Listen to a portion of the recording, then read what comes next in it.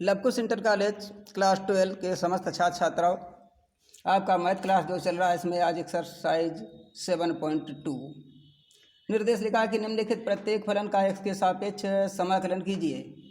Question number 1 में दिया हुआ है e⁻3−5x e⁻3−5x इसका समाकलन करना था इंटीग्रल dx। देखिए यदि e⁻x होता तो e⁻x का समाकलन e⁻x ही रहता, लेकिन इसके बजाय घात यहाँ पर 3−5x है। ऐसी स्थिति में मान लेते हैं t, माना कि 3−5x बराबर t मान लिया। अब इसका अवकलन करते हैं, अवकलन करेंगे तो 3 का अवकलन 0 और उधर 5-5x का करना है तो -5 तो गुणांक है, x का होगा 1 होगा, लेकिन x का अवकलन कर रहे हैं तो dx लिखेंगे बराबर t का भी 1 होगा, लेकिन इसको लिखेंगे dt, t का अवकलन किया है तो -5 dx बराबर dt। तो उसकी सहायता से dx बराबर dt/-5 प्राप्त होगा। अतः इसी में रख दीजिए इंटीग्रल e⁻3−5x को तो t माना था तो e⁻t हो गया। अब इंटू जो dx था यहाँ पर dx बराबर प्राप्त हुआ है dt/-5। ये 1/5 और माइनस यानी कि -1/5 जो गुणांक है इसको तो इंटीग्रल से बाहर कर देंगे। इंटीग्रल में बचा e⁻t dt और e⁻x का अवकलन e⁻x होता तो e⁻x का समाकलन भी e⁻x ही रहता है, क्योंकि अवकलन समाकलन एक दूसरे के विपरीत होते हैं। जिसका जो अवकलन होता है उसका अवकलन का समाकलन वही फलन फिर प्राप्त हो जाता है। अतः e⁻t का समाकलन e⁻t ही रहेगा। अतः -1/5 इंटू e⁻t और लिख देते हैं प्लस c अचर संख्या के लिए अलग से, और t का मान वापस रख दीजिए। अतः बराबर -1/5 e⁻t और t का मान था 3−5x प्लस c, ये इसका समाकलन है। आगे क्वेश्चन नंबर 2 में sin² समाकलन इसका करना है था इंटीग्रल sin² dx। देखिए साइन और कास पर जब स्क्वायर होते हैं ऐसे फलनों के समाकलन करने के लिए यहाँ पर एक सूत्र पर ध्यान दीजिए कि जो cos 2θ का एक कास के पदों में सूत्र कि 2 cos² θ -1 होता है।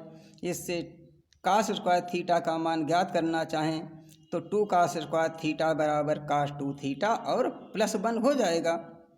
अतः ये लिख सकते हैं कि 2 cos² θ बराबर cos 2θ +1, या कह लें कि 1 + cos 2θ। तो इसकी सहायता से cos² θ बराबर 1 + cos 2θ और जो इंटू में 2 था सो अपान में आ जाएगा। अतः कुल मिलाकर के ये ध्यान रहे कि जहाँ पर cos² θ के रूप का हो तो 1 + cos 2θ/2 में बदल करके ही समाकलन होता है उसका। और यदि sin² θ के रूप का हो तो इसी से जो सूत्र cos 2θ बराबर साइन के पदों में जो 1 - 2 sin² θ/2 होता है, अरे नहीं केवल इतना होता है cos 2θ बराबर 1 - 2 sin² θ। इससे sin² θ का मान ज्ञात करना चाहें तो 2 sin² θ को पक्षांतर करके लेफ्ट साइड में लाएंगे, माइनस का तो प्लस हो जाएगा कि 2 sin² θ बराबर 1 और ये cos 2θ पक्षांतर करने पर माइनस हो जाएगा। तो sin² θ बराबर 1 - cos 2θ/2 हो जाएगा। अतः कुल मिलाकर के ये दो निष्कर्ष हमें मिले यहाँ पर कि cos² θ बराबर 1 + cos 2θ/2 और sin² θ बराबर 1 - cos 2θ/2 होता है। तो साइन कास पर जहाँ पर भी स्क्वायर लगे हों तो इन्हीं रूपों में बदल करके इसके बाद में समाकलन होता है। समाकलन करने के लिए ऐसा हमें बदलना पड़ेगा। अतः इंटीग्रल जो sin² लिखा है तो sin² θ बराबर 1 - cos 2θ/2, अतः x के स्थान थीटा के स्थान पर x लिखेंगे तो 1 - cos 2x/2 लिखना चाहिए। तो sin² के स्थान पर 1 - cos 2x/2 कर देंगे dx। 1/2 है, अतः 1/2 तो एक गुणांक हो गया, सो बाहर निकाल देंगे। इंटीग्रल के अंदर बचा है 1 माइनस कॉस 2x dx। अलग अलग समाकलन कर लें तो 1/2 इंटू पूरे में 1/2 का गुणा होना है, तो इंटीग्रल 1 dx और minus integral cos 2x dx। यहाँ पर x का तो समाकलन सबको पता 1 होगा, क्योंकि 1 का x का नहीं 1 का समाकलन x होगा, क्योंकि x का अपकलन 1 होता है तो 1 का समाकलन x होता है। अब यहाँ पर cos x का समाकलन sin x होता है, लेकिन x के बजाय 2x है, तो ऐसी स्थिति में मानना पड़ता है। तो इसके लिए मान लेंगे, माना कि 2x बराबर t मान लिया। अपकलन करेंगे 2 dx बराबर dt होगा, तो dx बराबर dt अपान 2 प्राप्त हुआ है।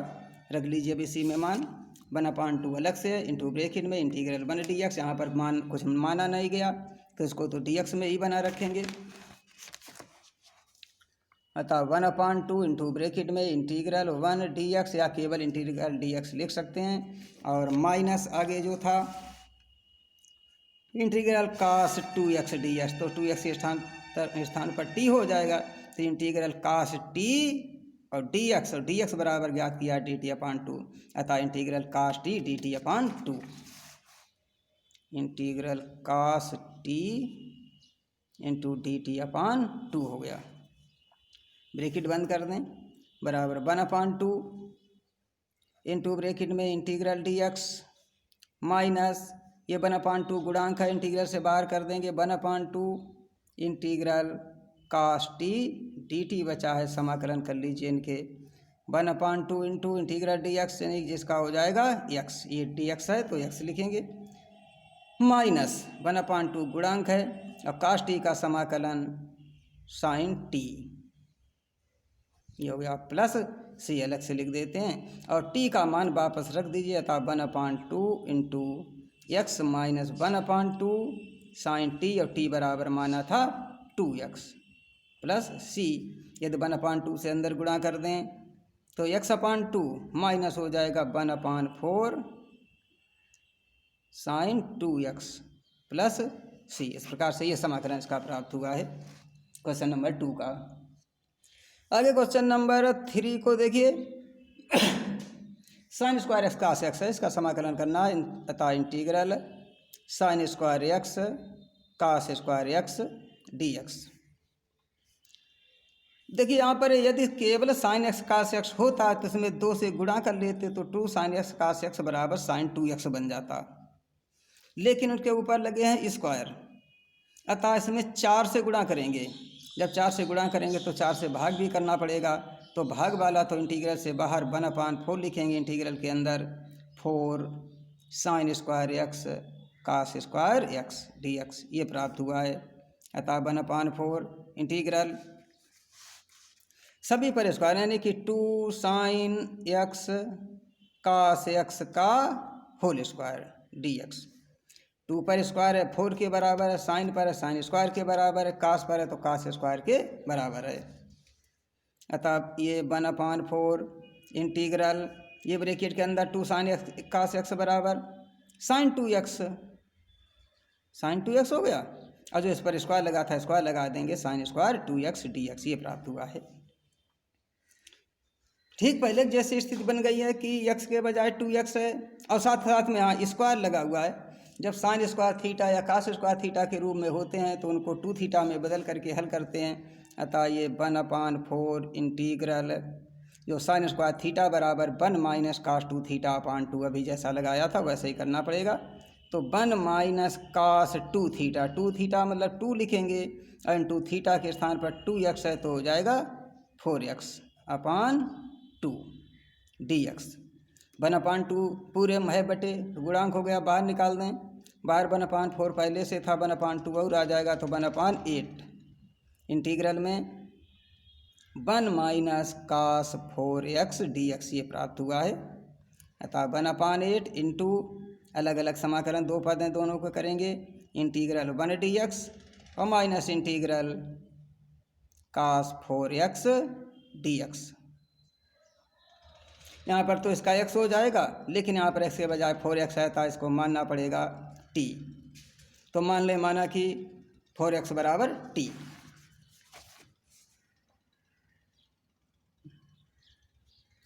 माना कि 4x बराबर टी, अपकलन करेंगे 4dx बराबर dt, तो dx बराबर dt अपान 4 रख लीजिए मान इसी में, जो था 1/4 integral 1 dx, 1/4 into integral 1 dx। यहाँ पर कुछ नहीं माना गया था, इसमें dx ही बना रखेंगे, और माइनस आगे जो था इंटीग्रल कास 4x dx, तो 4x को तो t मान लिया था, t रख देंगे, और dx बराबर तब प्राप्त किया था dt अपान 4, अतः इंटीग्रल कास t dt अपान 4 प्राप्त होगा। Integral cos t into dt अपान 4, ब्रैकेट बंद कर दीजिए, 1/4 इंटू इंटीग्रल 1 dx माइनस 1/4 गुणांक है, इंटीग्रल से पहले लगा देंगे 1/4 इंटीग्रल कास टी dt। समाकलन कर लीजिए, 1/4 इंटू इसका हो जाएगा 1 का x माइनस 1/4, अब कास टी का समाकलन साइन टी होता है, सो लिख दिया, प्लस सी लिख देते हैं अचर संख्या के लिए, और टी का मान वापस रख दीजिए था 1/4 into x minus 1/4 sine t, और टी बराबर माना गया था 4x प्लस सी। यदि 1/4 से अंदर गुणा कर दें, 1/4 का x में गुणा करेंगे तो x/4 माइनस इसमें जब गुणा करेंगे तो 1/16 साइन 4x प्लस सी। ये इसका समाकलन क्वेश्चन नंबर 3 का हुआ है। आगे क्वेश्चन नंबर 4 में है कास क्यूब x समाकलन करना है, इंटीग्रल कास क्यूब x का dx। अभी जो बताया था स्क्वायर वाला था उसको 2 थीटा में बदल करके, लेकिन क्यूब वाला 3 थीटा में बदलता है। इसके लिए सूत्र जो कास 3 थीटा बराबर 4 cos cube theta minus 3 cos theta होता है। इसकी सहायता से कास क्यूब थीटा का मान ज्ञात करेंगे, तो 4 कास क्यूब थीटा बराबर कास 3 थीटा प्लस 3 कास थीटा होगा, अतः 4 कास क्यूब थीटा बराबर कास 3 थीटा और प्लस हो जाएगा 3 कास थीटा। तो कास क्यूब थीटा बराबर जो कास 3 थीटा प्लस 3 कास थीटा, और जो इंटू में 4 था सो आ जाएगा अपान में, अतः जहाँ पर कास क्यूब थीटा लिखा था वहाँ पर लिखेंगे cos 3 theta plus 3 cos theta upon 4। अतः इंटीग्रल में कास 3 थीटा, थीटा के बजाय x है तो कास 3x प्लस 3 कास x अपान 4 dx। बटे में 4 है सो तो गुणांक हो गया, बाहर निकाल देंगे, अतः 1/4 इंटीग्रल में कास 3x प्लस 3 कास x dx ये प्राप्त हुआ है। दो पद हैं, दोनों के अलग अलग समाकलन करने पड़ेंगे। 1/4 इंटू इंटीग्रल कास 3x dx, इंटीग्रल कास 3x dx, और प्लस इंटीग्रल 3 कास x dx, जहाँ पर 3 तो गुणांक होगा, 3 इंटीग्रल कास x dx, ब्रैकेट बंद कर दीजिए। अब इसका समाकलन करना है। देखिए यहाँ पर 3 गुणांक हो गया, कास x का समाकलन सबको पता है साइन x होता है, सो लिख दिया जाएगा, लेकिन यहाँ पर x के बजाय 3x है तो इसको हमें मानना पड़ेगा 3x बराबर t। माना कि 3x बराबर t है, अब कलन करेंगे तो 3dx बराबर dt, तो dx बराबर dt अपान 3 रख लीजिए वैसे में मान 1/4 इंटू इंटीग्रल कास t लिखेंगे 3x के स्थान पर, और dx के स्थान पर dt अपान 3, अतः 1/4 फिर ब्रैकेट में integral cos t dt upon 3।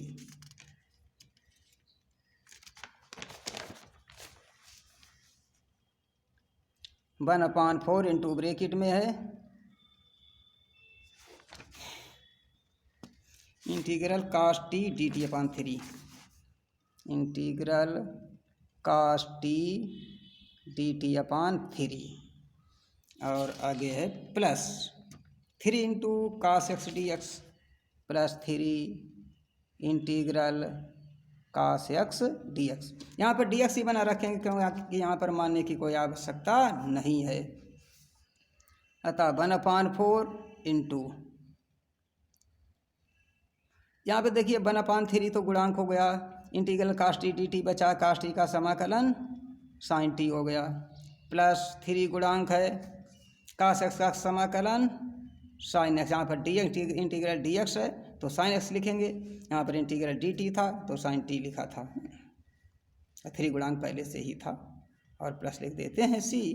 अतः 1/4 इंटीग्रल 1/3 साइन टी, और टी बराबर 3x, जो 3x बराबर टी माना था तो टी का मान 3x लिख दिया जाएगा, और प्लस है 3 साइन एक्स प्लस सी। चाहे तो 1/4 से गुणा कर दें तो 1/12 हो जाएगा साइन 3x, और प्लस इसमें गुणा करेंगे 1/4 का तो 3 में तो 3/4 साइन एक्स प्लस सी। इस प्रकार से इसका एक समाकलन हुआ। ठीक, फिलहाल आज के वीडियो में इतना ही, आगे कल।